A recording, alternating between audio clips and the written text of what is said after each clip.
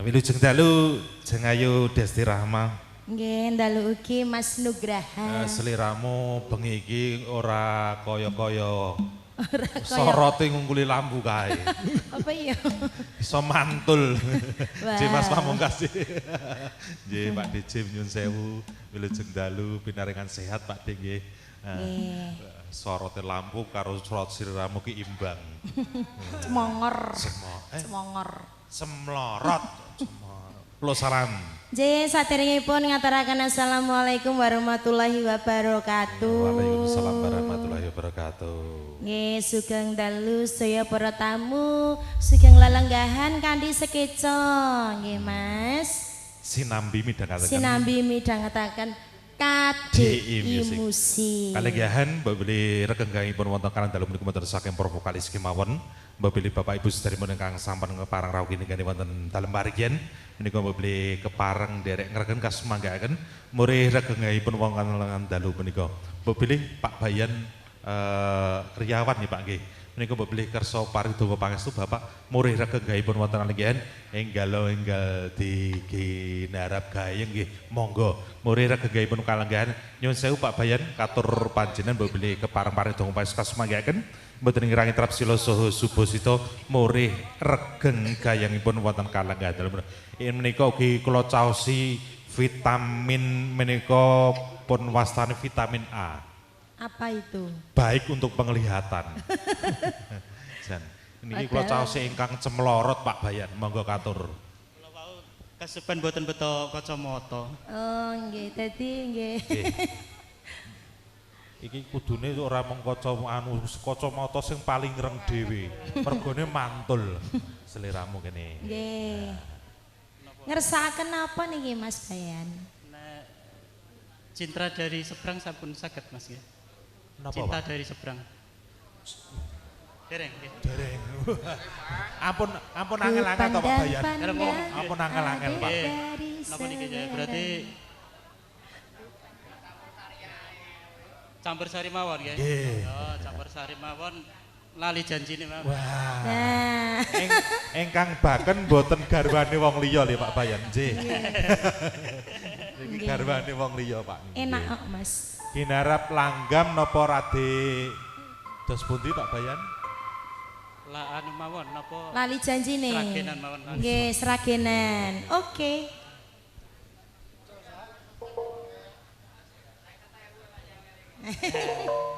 Oke. Sing nalangi Mas Jim.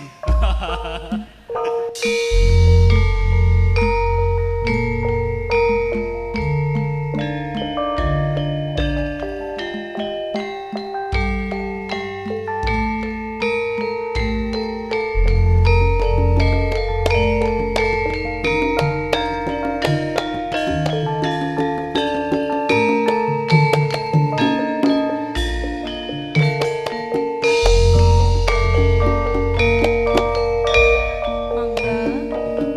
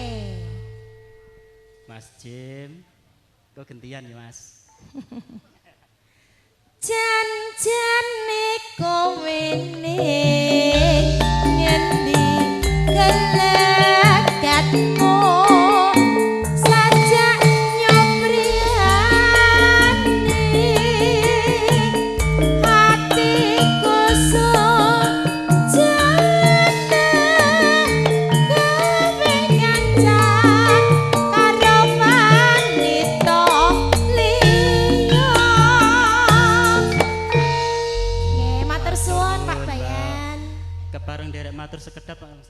Angsa Nggih. monggo. Pangapunten nggih Bapak Ibu wau enten welingan saking pemerintah Desa Klandungan bilih